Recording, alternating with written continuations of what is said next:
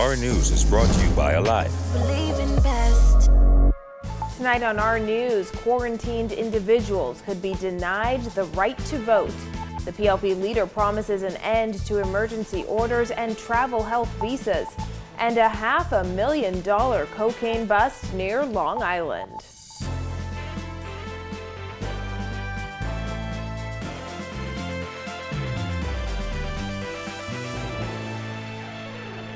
Welcome to Our News and thanks for joining us. I'm Christina Dragovich.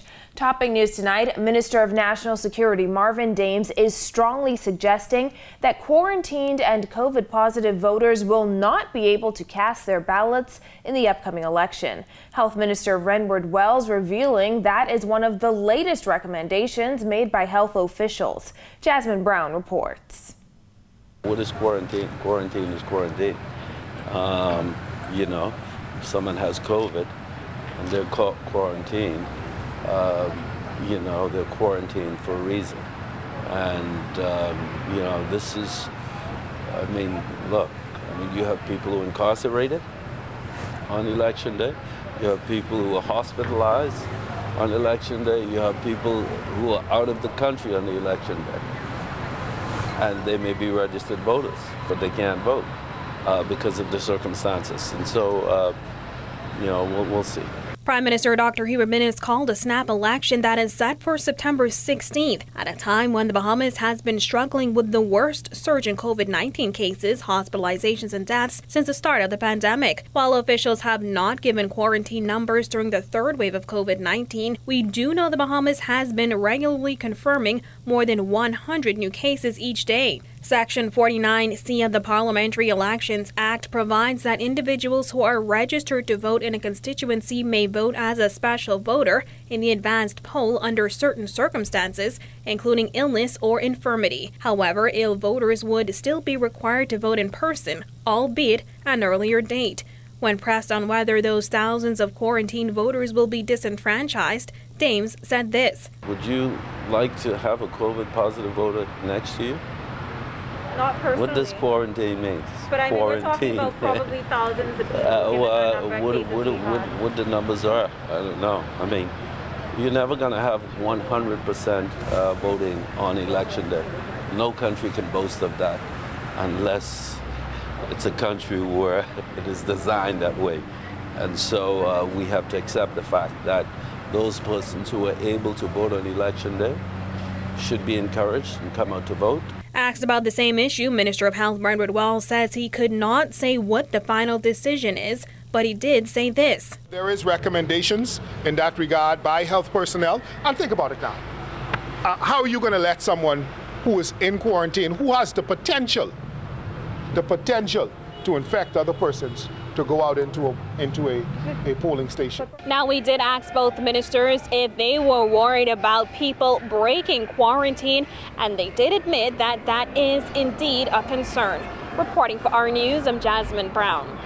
And PLP leader Philip Davis promising to end emergency orders and the travel health visa if elected. He also called the government's mistakes during the pandemic avoidable. Jared Higgs has that. We are going to end the emergency orders and govern via ordinary legislation. That was one of the standout promises made by PLP leader Philip Davis in a speech that featured heavy criticism of the government's handling of the COVID-19 pandemic. Out of 180 countries, 179 out of 180. And yet, the self-appointed competent authority is dancing on a stage. In a national address on Monday night, Davis said the mistakes that were made were avoidable. He also criticized the government for a lack of transparency in COVID-19 spending and for what he called an uneven application of pandemic rules. This choice to discriminate and enforce rules unevenly from the start has been another failure. Restaurants at our Key were closed when franchise restaurants were open. Bahamians were stranded abroad while foreigners on yachts and private planes were allowed to enter. Davis also criticized government for not doing more to prevent the current surge in COVID-19 cases that has overwhelmed the country's hospitals. For the PLP's part, besides ending the emergency orders and ending the travel health visa, Davis promised free widespread testing, especially using antigen tests, which he says will deliver speedy results. Is free widespread testing going to be cheap? No, it isn't. You know what's much more expensive? Lockdowns that kill our local businesses. Now, having such high case rates that travelers choose to go elsewhere. But Davis's critics are wary of his promise to end the emergency orders while the country battles the worst wave of the virus yet. With serious concern over the Delta variant, those critics suggest that weaker restrictions will result in more deaths. But the promise to end the emergency orders isn't unique to Davis. Prime Minister Dr. Hubert Minnis promised an end to the emergency orders by mid-November if the FNM is re-elected. We will provide the science and data to support any necessary public health measures. Reporting for Our News, I am Jared Higgs.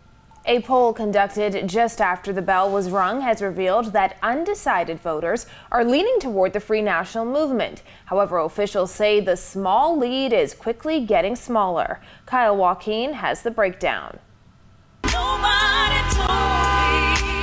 With election season in full swing, a poll conducted by marketing research firm Intel Key has found that there is a considerable amount of undecided voters, 1 in every 3 people, just weeks ahead of the September 16th general election. And while the small lead is quickly getting smaller, the FNM has been attracting more undecided voters. There's a 5% variance that shifts between the PLP and the FNM, so it's very close. But what's even more interesting is 1 in every 3 persons are undecided in terms of who they'll actually vote for in the upcoming election. The poll went live on August 19th and has since gotten over 4,500 respondents. As it stands, the FNM is up by 3%, a margin quickly closing. What must also be noted, based on the poll, the Democratic National Alliance has lost major support since the last election and is 3% behind the newly formed Coalition of Independents.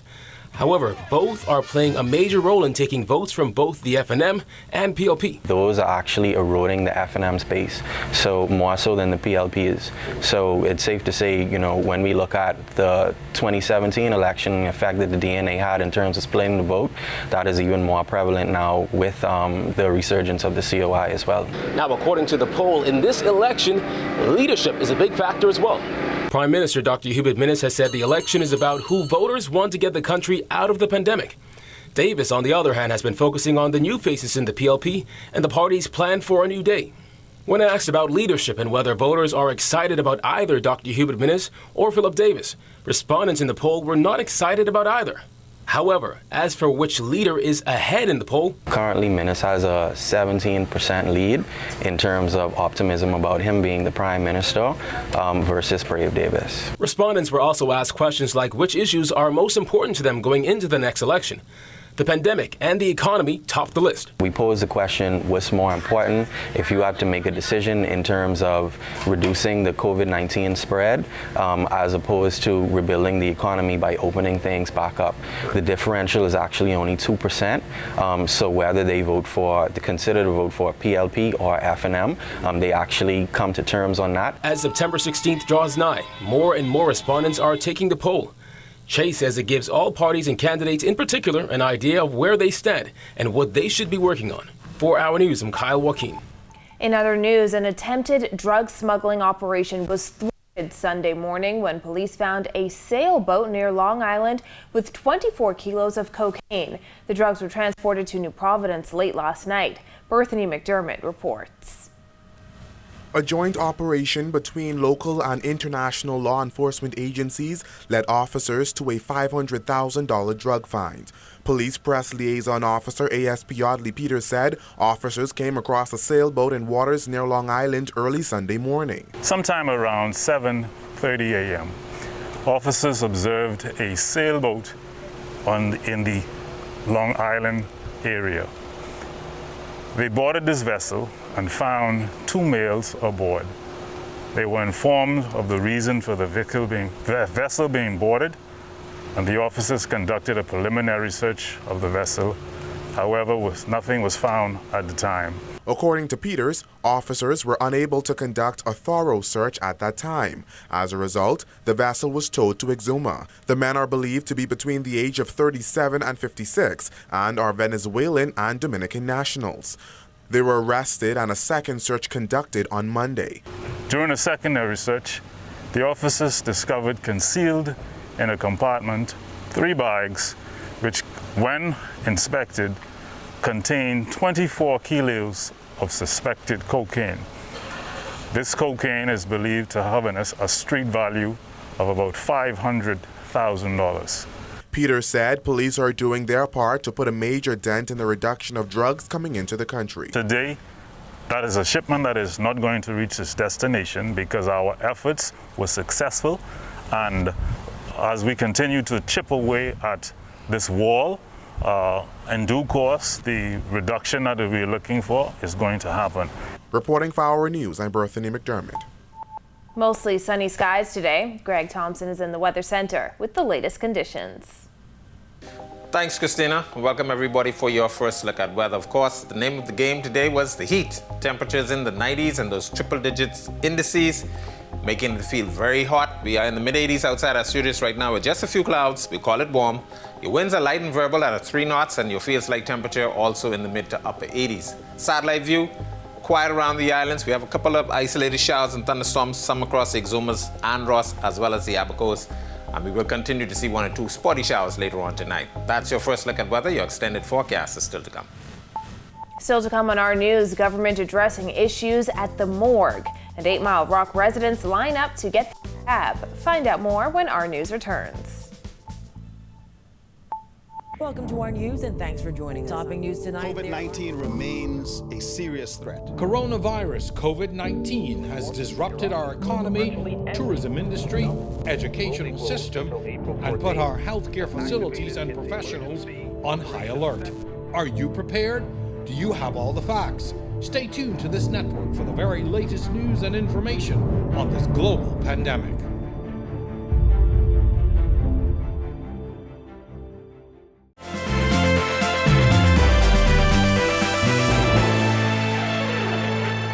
Bahamas Union of Teachers President Belinda Wilson says the performance of the learning management system on the first day of school was inadequate. She's urging educational officials to get it right. Giorgio Bain reports.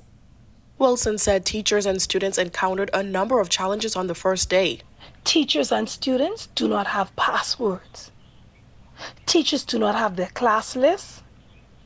Many have not been given laptops. And internet access at schools are non-existent or inoperable. However, Director of Education Marcellus Taylor defended the Ministry of Education, saying that those issues were school-based. Some of the challenges that individuals may have had yesterday, and I say specify on individuals, right, is either because they did not enter some information or because they did things like forget passwords in the case of students and so forth. We expect that to happen. We expect that to be the case at this time. But the system itself is up, running, and ready to go. Wilson insisted some of the tablets that were given to students still need to be upgraded so that they can be compatible with the Ministry of Education's platform. She said this forced some teachers to get creative. However, the education director insisted issues with devices do not fall solely at the feet of the ministry. In some cases, parents can get a tablet. Get it. You waiting on the state to bring you a tablet for your child to learn. $100 tablet. And you go say, someone would say, I'm going to wait until the government gets that if it's 3-4 months and you don't have it. Look at the learning loss that you yourself inflicted on your own child. Reporting for Our News, I'm Giorgio Bain. Meanwhile, more than a month after the Public Hospitals Authority revealed the morgue at Princess Margaret Hospital is overwhelmed with bodies, Health Minister Renward Wells says they are still looking at ways to resolve the issue. We can call the particular funeral homes where there's already arrangements with family members so that they can speed up the process. We can put it out again to the general public that they need to come and collect their loved ones. The government has in the past also in circumstances, because we do have some infants who are in the morgue and folks have not necessarily come back to claim them. This would have been in the process of birth. And the government in the past, with the permission of family members, would have buried those children for those family members. When asked how soon they will implement those mitigation measures, Wells said this. Well, it all depends on our capacity. We expanded the morgue capacity. We have some more freezers, mobile freezers, at PMH that's dealing with the amount of deceased persons that we do have. It is not at crisis level for us now, but we're observing it. And as the Bahamian people come in and collect their loved ones for burial, it keeps it balanced. Well, Grand Bahamians are speaking out on the recent rise in COVID-related deaths. Jillian Gray has that.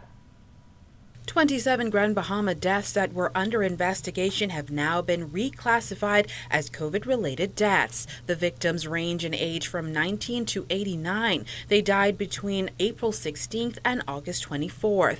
Residents on the island say more needs to be done to keep people safe, especially during election season. We need to do more to prevent this disease from spreading. And the conditions that I'm seeing right now, especially with the election campaigns going on, social distancing is not there. Large gatherings, I really think it's like counterintuitive when they're saying putting in these efforts to combat COVID-19, and then they hold these big rallies with no social distancing, and it really says something about them, to be honest, and they're concerned for their communities as well. Like, if they were really concerned, they would enforce these social distancing laws at their rallies to show that they're concerned about COVID-19 and their communities.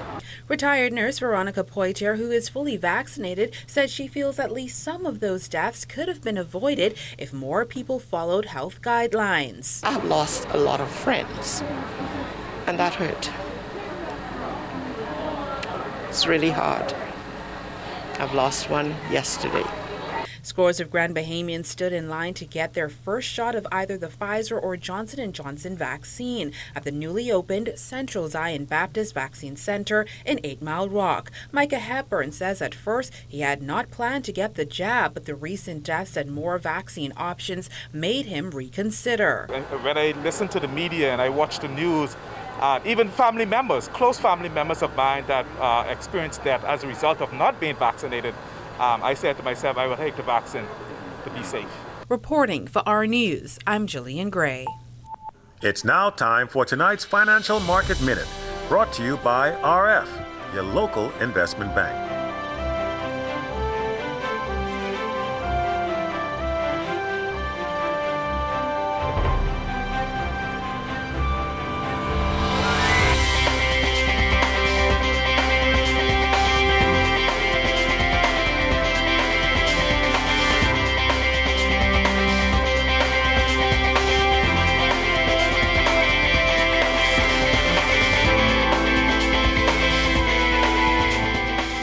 This has been your Financial Market Minute.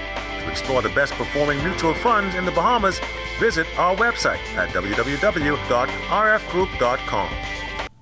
When our news returns, meet the Bamboo Town candidate hoping to make history, plus the latest in sports. Stay with us. Welcome to our news, and thanks for joining us. Topping news tonight. COVID-19 remains a serious threat. Coronavirus COVID-19 has disrupted our economy, tourism industry, educational system, and put our healthcare facilities and professionals on high alert. Are you prepared? Do you have all the facts? Stay tuned to this network for the very latest news and information on this global pandemic.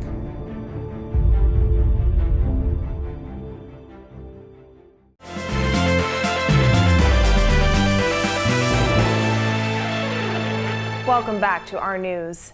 The PLP candidate for Bamboo Town is hoping to make history on Election Day. In this edition of Meet the Candidate, Kyle Joaquin gets to know Patricia DeVoe.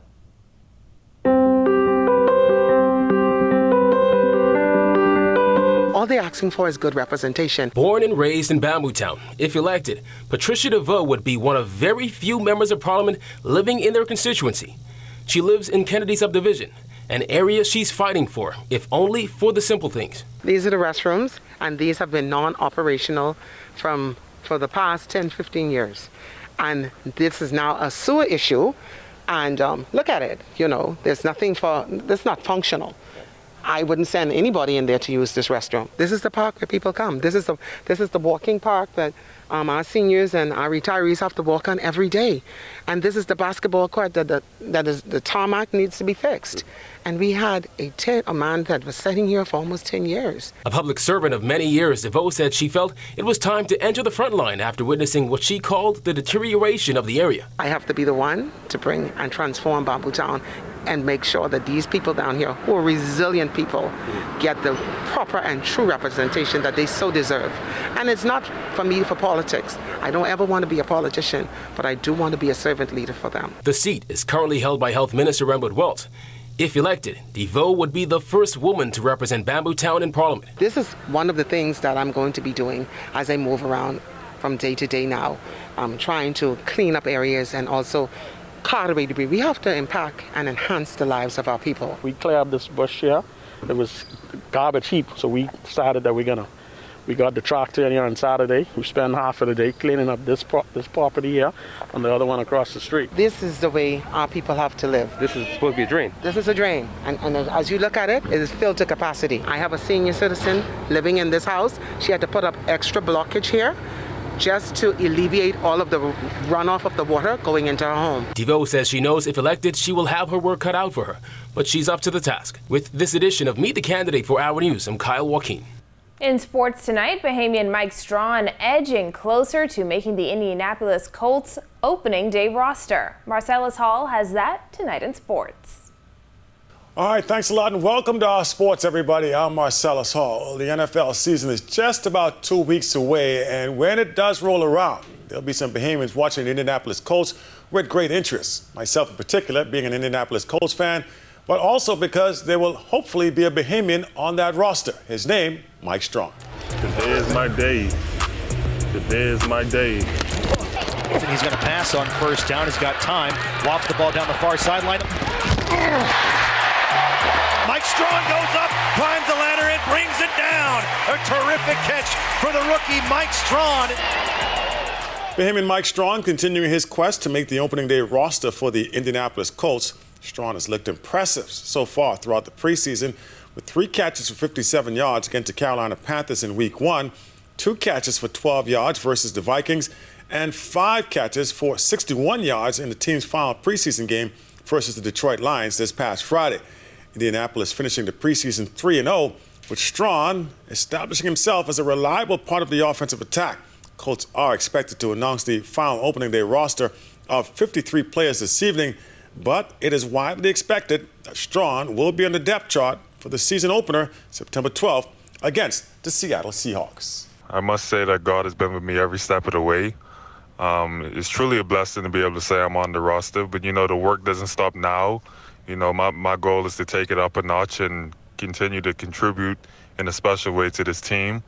I'm just, excited to be able to represent my country, represent my family in just a big way, and put us on the map. And there it is, a check on sports for you here on this Tuesday. I'm Marcellus Hall. Let's get back to you. Still to come, Rev giving customers the freedom to imagine. The details after this. Welcome to our news and thanks for joining us. Topping news tonight. COVID-19 remains a serious threat. Coronavirus COVID-19 has disrupted our economy, tourism industry, educational system, and put our healthcare facilities and professionals on high alert. Are you prepared? Do you have all the facts? Stay tuned to this network for the very latest news and information on this global pandemic.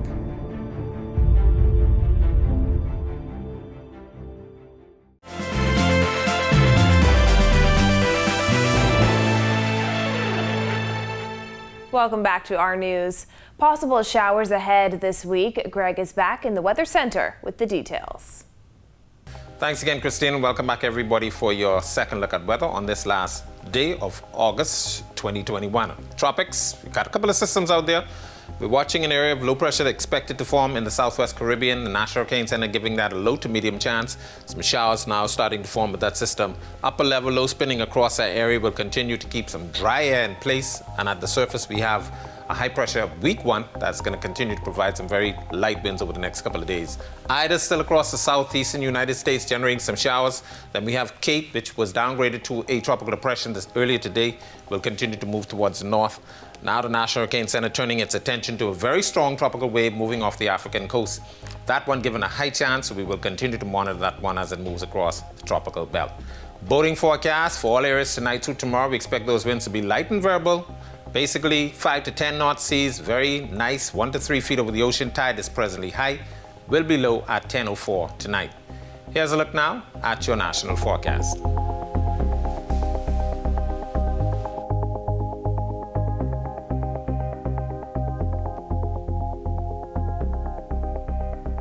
A look now at your extended forecast through Sunday.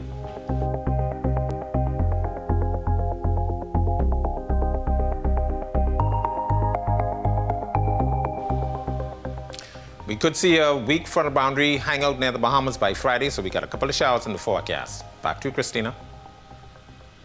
Thanks, Greg.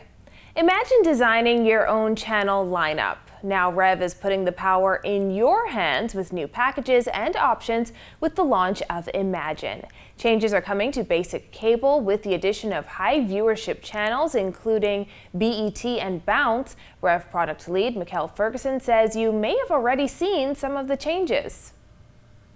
As of August 29th through September 5th, we're going to give all of our customers a free preview week of all of our new packages. So the kids package, lifestyle extra, news and science, and rhythms will be available to all of our TV subscribers. Visit rev.bs/imagine for more information. Well, thank you for joining us for our news tonight. On behalf of the entire team, I'm Christina Dragovich. We'll see you right back here tomorrow night. Have a beautiful evening, Bahamas.